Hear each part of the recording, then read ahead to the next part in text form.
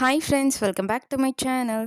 அனைவருக்கும் மிகப்பெரிய வணக்கம். இன்றைக்கி எதை பற்றின வீடியோ அப்படின்னு சொல்லி பார்த்தீங்கன்னா, யாருக்கெல்லாம் சுகப்பிரசவம் நடக்கும், யாருக்கெல்லாம் சி செக்ஷன் நடக்கும் அப்படின்றத பற்றின ஏ டு இசட் டீட்டெயிலில் இந்த வீடியோவில் சொல்லியிருக்கேன்.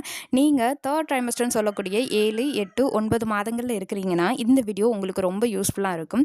உங்களுடைய ப்ரெக்னன்சியில் உங்களுக்கு சுகப்பிரசவம் தான், உங்களுக்கு சி செக்ஷன் தான் நடக்க போகுதுன்னு டாக்டர் எப்படி ப்ரிடிக்ட் பண்ணுறாங்க, உங்களுக்கு என்ன பிரசவம் நடக்க போகுது அப்படின்றத இந்த வீடியோவில் டீட்டெயில் இன்ஃபர்மேஷனாக கொடுத்துருக்கேன். வீடியோவை கடைசி வரைக்கும் பாருங்கள், ரொம்ப யூஸ்ஃபுல்லாக இருக்கும்.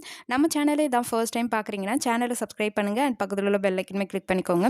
நம்ம சேனலில் உங்கள் ப்ரெக்னன்சி பாசிட்டிவ் பண்ணதுலேருந்து நெக்ஸ்ட் டெலிவரி ஆகி குழந்தை கைக்கு வர வரைக்கும் உங்களுக்கும் உங்கள் குழந்தைய பற்றின நிறைய விஷயங்கள் டெய்லி அப்டேட்டடாக வருது. சேனலை ஃபாலோ பண்ணிக்கோங்க. இந்த வீடியோடைய டிஸ்கிரிப்ஷனில் நிறைய பிளேலிஸ்ட் இருக்குது, அதை பார்த்துட்டு கூட நம்மளை ஃபாலோ பண்ணலாமா வேணாமான்னு கூட டிசைட் பண்ணிக்கோங்க. ஓகே, வாங்க வீடியோக்குள்ளே போகலாம்.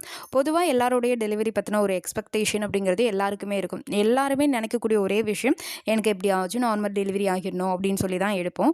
ஏன்னா எல்லாருமே சி செக்ஷனுக்கு போகணும் அப்படின்னு சொல்லி நினைக்க மாட்டோம். ஏன்னா நார்மல் டெலிவரி ஆகிறப்ப ஹெல்த் இஷ்யூ அப்படிங்கிறது பிற்காலத்தில் வராமல் இருக்கும் அப்படின்ற காரணத்தினால நம்ம நார்மல் டெலிவரி தான் எக்ஸ்பெக்ட் பண்ணுவோம். பொதுவாக உங்களோட தேர்ட் ட்ரைமஸ்டரில் உங்கள் டாக்டரே உங்ககிட்ட சொல்லிடுவாங்க, உங்களுக்கு நார்மல் டெலிவரி தான் பாசிபிள் இருக்கும், இல்லை உங்களுக்கு வந்து சி செக்ஷன் தான் பாசிபிள், நார்மல் டெலிவரிக்குனா சான்ஸ் கிடையாது அப்படின்னு சொல்லிடுவாங்க.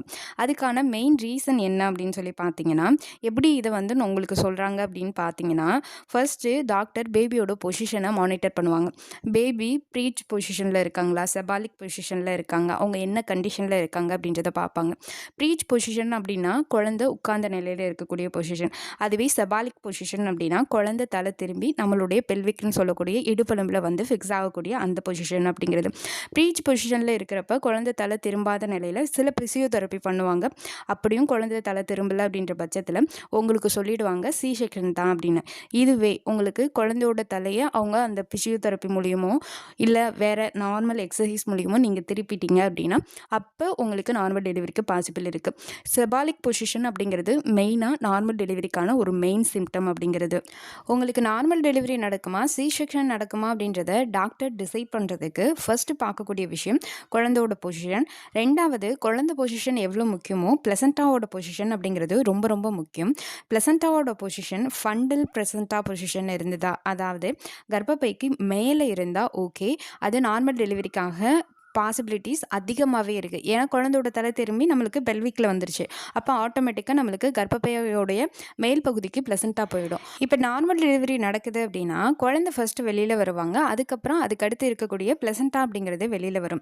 இதுவே உங்களுடைய ப்ரெக்னன்சியில் பிளசண்டாவோட பொசிஷன் பிளசண்டா ப்ரீவியானோ இல்லைன்னா லோ லைன் பிளசண்டான்னு இருந்தாலோ, அதாவது லோ லைன் பிளசண்டா அப்படின்னா என்னென்னா உங்களோட கர்ப்ப வாய்க்கிட்ட உங்களுக்கு பிளசண்டா இருக்கும், அதுக்கு அடுத்தது குழந்தை இருக்கும். நார்மலாக குழந்தை இருக்கணும், அதுக்கு அடுத்தது தான் உங்களுக்கு பிளசண்டா இருக்கும். மேல் பகுதியில் அதாவது மேல் வயிற்றில் உங்களுக்கு பிளசண்டா இருக்கணும், கீழ் வயிற்றில் வந்து உங்களுக்கு குழந்தை இருக்கணும். ஆனால் கீழ் வயிற்றில் தான் பிளசண்டா அப்படிங்கிறது முதல்ல இருக்கிறதுனால உங்களுக்கு டெலிவரி அப்படின்றதுல ஃபர்ஸ்ட் பிளசண்டா தான் வெளியில் வர மாதிரி இருக்கும். அப்போ இந்த கண்டிஷனில் உங்களுக்கு நார்மல் டெலிவரிக்கான பாசிபிலிட்டிஸ் இருக்காது, உங்களுக்கு சி செக்ஷன் போகிறதுக்கான பாசிபிலிட்டிஸ் தான் அதிகமாக இருக்கும். டாக்டர் உங்ககிட்ட சி செக்ஷன் தான் அப்படின்னு சொல்லிடுவாங்க. இது ரெண்டாவது விஷயம், உங்களுக்கு நார்மல் டெலிவரி நடக்குமா சி செக்ஷன் நடக்குமா அப்படின்றத நோட் பண்ணுறதுல. மூணாவது விஷயம் அப்படிங்கிறது பேபியோட வெயிட் அப்படிங்கிறது. ஒரு நார்மல் பேபியோட வெயிட் அப்படிங்கிறது என்னென்னா 2.5 கிலோலேருந்து 3 கிலோ வரைக்கும், அதாவது கிட்டத்தட்ட ஒரு 3 கிலோ வரைக்கும் கூட, மேக்ஸிமம் 3 கிலோ வரைக்கும் நார்மல் டெலிவரிக்கு பாசிபிலிட்டிஸ் இருக்குது. 3 கிலோவுக்கு எக்ஸ்ட்ரானாக போணுச்சு அப்படின்னா உங்களுக்கு கர்ப்பவாய் ஓப்பன் ஆகுதா என்னன்னு பார்ப்பாங்க. பார்த்துட்டு அது ரொம்ப ஸ்ட்ரெயின் பண்ணுற மாதிரி இருக்குன்ற பட்சத்தில் உங்களுக்கு சி செக்ஷன் போயிடுவாங்க. இந்த நார்மல் எடை சொன்னேன் இல்லையா, 2.5லேருந்து 3 கிலோ, இது அளவில் இருந்தால் உங்களுக்கு நார்மல் டெலிவரிக்கான பாசிபிலிட்டிஸ் இருக்குது. ஏன் 3.25 கிலோ அந்த மாதிரி இருந்தால் கூட நார்மல் டெலிவரிக்கு ஓகே அப்படின்னு சொல்லிடுவாங்க. இதை விட கம்மியாக, ரொம்ப கம்மியாக இருந்துச்சுன்னா அதெல்லாம் ப்ரீமெச்சூர் பேபியாக பிறந்துருவாங்க. இதுவே ரொம்ப அதிகமாக இருந்தது அப்படின்னா சில நேரங்களில் சி செக்ஷன் சொல்கிறதுக்கான வாய்ப்புகள் இருக்குது. நாலாவது அப்படின்னு சொல்லி பார்த்தீங்கன்னா ஆம்னியாட்டிக் ஃப்ளூயிடுன்னு சொல்லக்கூடிய குழந்தையோடைய பனிக்கூட நீர் வச்சு சொல்லுவாங்க. அதாவது பனிக்கூட நீர் வந்து ரொம்ப கம்மியாயிடுச்சு, கர்ப்ப வாய் இன்னும் ஓப்பனே ஆகலை அப்படின்னா உங்களுக்கு சி செக்ஷன் போகிறதுக்கு வாய்ப்பு இருக்குது. அதே மாதிரி தான் அளவு ரொம்ப அதிகமாகிடுச்சு அப்படின்னா அதுக்கு வந்து ஊசி மூலிமா அந்த ஆம்னியாட்டிக் ஃப்ளூயிடோட அளவை எடுப்பாங்க. அப்படியும் இது பண்ண முடியல, ரிஸ்கில் அமைகிறதுக்கு வாய்ப்பு இருக்குது அப்படின்ற பட்சத்தில் ஆம்னியாட்டிக் ஃப்ளூயிடுன்னு சொல்லக்கூடிய பனிக்குட நீர் அதிகமாக இருக்கிறப்ப சி செக்ஷன் போவாங்க. முடிஞ்ச வரைக்கும் பனிக்குட நீர் அதிகமாக இருக்குன்னா ஊசி மூலியமாகவே வெளியில் எடுக்க பார்ப்பாங்க அந்த பனிக்குட நீர் அதிகமாக இருக்கிற நீரை, எக்ஸஸ் நீரை. ஆனால் கம்மியாக இருக்குது, ஓப்பன் ஆகலை இன்னும் சர்விக்ஸ் அப்படின்னா கட்டாயம் உங்களுக்கு சி செக்ஷன் போகிறதுக்கு வாய்ப்பு இருக்குது. இது இல்லாமல் 5வது ரீசன் அப்படிங்கிறது குழந்தைக்கு போகக்கூடிய அந்த பிளட் ஃப்ளோ கம்மியாயிடுச்சு அப்படின்னா உடனே உங்களுக்கு சி செக்ஷன் பண்ணுறதுக்கு வாய்ப்பு இருக்குது. அதாவது அது ரொம்ப சீராக போகலை, கொஞ்சம் பிளாக்கேஜ் இருக்கிற மாதிரி இருக்குது, குழந்தை ஆனால் இன்னும் கொஞ்சம் மெச்சூர்ட் ஆகணும், நுரையீரல் வளர்ச்சினா இருக்கணும் அப்படின்னு சொல்லி டாக்டர் ஒரு சில விஷயங்களை சொல்லியிருப்பாங்க. இன்னும் ஒரு வாரம் ஆகட்டும் உங்களுக்கு சி செக்ஷன் பண்ணிடலான்னு முன்னாடி கூட சொல்கிறதுக்கும் வாய்ப்பு இருக்குது. பிளட் ஃப்ளோ கம்மியாக இருந்தாலும் அந்த நேரங்களில் உங்களுக்கு சி செக்ஷன் போகிறதுக்கு வாய்ப்பு இருக்குது. இந்த 5 ரீசன் அப்படின்றதுனால தான் உங்களுக்கு சி செக்ஷன் போகிறதுக்கான வாய்ப்புகள் இருக்குது. ஃபர்ஸ்ட்டு பேபியோட பொசிஷன், 2வது பிளசண்டாவோட பொசிஷன், அண்ட் 3வது அப்படின்னு சொல்லி பார்த்தீங்கன்னா பேபியோட வெயிட் அப்படிங்கிறது, அண்ட் 4வது பனிக்குட நீர், 5வது பிளட் ஃப்ளோ அப்படிங்கிறது. இதை வச்சு தான் சி செக்ஷனாக இல்லை உங்களுக்கு நார்மல் டெலிவரி நடக்க வாய்ப்பு இருக்கா அப்படின்றத டிசைட் பண்ணுவாங்க.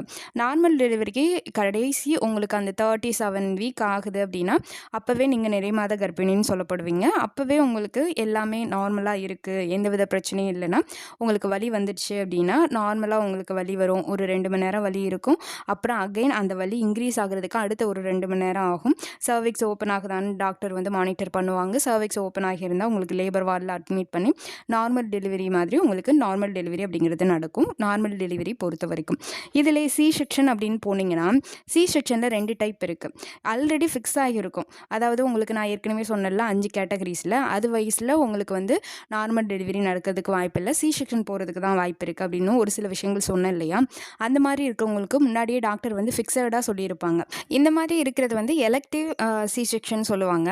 இன்னொன்று எமர்ஜென்சி சி செக்ஷன் அப்படிங்கிறது, அதாவது 37 வாரம் ஆயிருக்கும், நார்மலாக பனிக்கூட நீர்னா சரியாக இருக்கும், சர்விக்ஸ்னால் நல்லா ஓப்பன் ஆகி இருக்கும், கரெக்டாக எல்லாமே பிபி எல்லாமே கரெக்டாக இருக்கும், குழந்தையோட வெயிட்லேருந்து பிளட் ஃப்ளோவிலேருந்து ஆம்னியாட்டிக் ஃப்ளூயிடோட அளவுலேருந்து எல்லாமே சரியாக இருக்கும். ஆனால் குழந்தையோட சைஸ் உங்களுடைய பெல்விக்கு ஏற்ற மாதிரி இருக்காது, அதாவது கர்ப்ப வாயில் ஃபிக்ஸ் ஆகி இருக்காது, தலை பெருசாக இருக்கும்.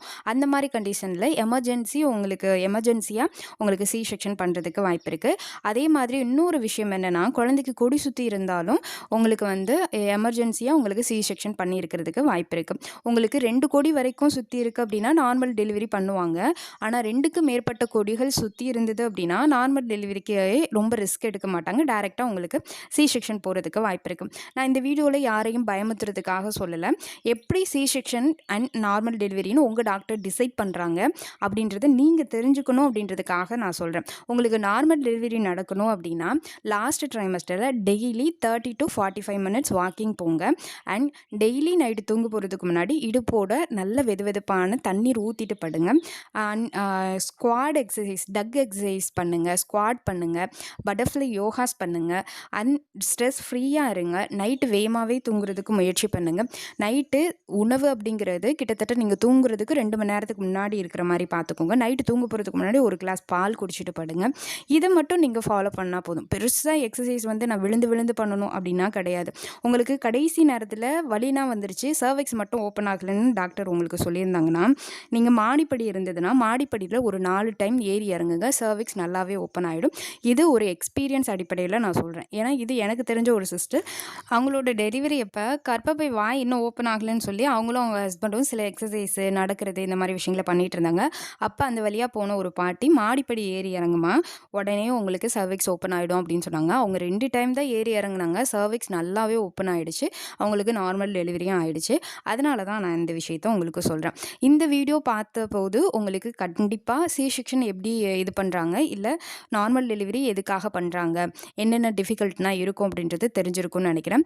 இந்த தகவல் உங்களுக்கு பயனுள்ள வகையில் அமைஞ்சிருந்தது அப்படின்னா ஒரு லைக் பண்ணிவிடுங்க. உங்களுக்கு தெரிஞ்ச ப்ரெக்னன்சி லேடிஸ்க்கு இதை ஷேர் பண்ணுங்கள். தொடர்ச்சியாக நம்ம சேனலை ஃபாலோ பண்ணிகிட்டே இருங்க. வீடியோக்கு கீழே ஹைப் பண்ணி எல்லோக்குள்ள ஸ்டார் காமிச்சா மறக்காமல் ஹைப் பண்ணி விடுங்க. அண்ட் இந்த வீடியோக்கு கீழே நிறைய ப்ரெக்னன்சி ப்ராடக்ட் டேக் பண்ணியிருக்கேன், வேணுங்கிறவங்க வாங்கிக்கோங்க. அண்ட் டிஸ்கிரிப்ஷனில் பிளேலிஸ்ட் லிங்க் கொடுத்துருக்கேன், டெலிவரி பெயின்ன்ற ஒரு டைட்டில் கொடுத்துருக்கேன் இல்லையா, அதை மறக்காமல் பாருங்கள். அதில் நார்மல் டெலிவரி ஆகிறதுக்கான கசாயம், எக்ஸசைஸு, ஃபுட்டு எல்லாமே டேக் பண்ணியிருக்கேன், ரொம்ப யூஸ்ஃபுல்லாக இருக்கும். அந்த வீடியோஸ் எல்லாமே டெலிவரி பெயின்ன்ற டைட்டிலில் கொடுத்துருக்கேன், மறக்காமல் பாருங்கள். எல்லாருக்கும் எல்லாமே கிடைக்கிறவன்ட்டு வேண்டிக்கிறேன். இந்த வீடியோ பார்த்தமைக்காக அனைவருக்கும் மிக்க நன்றி.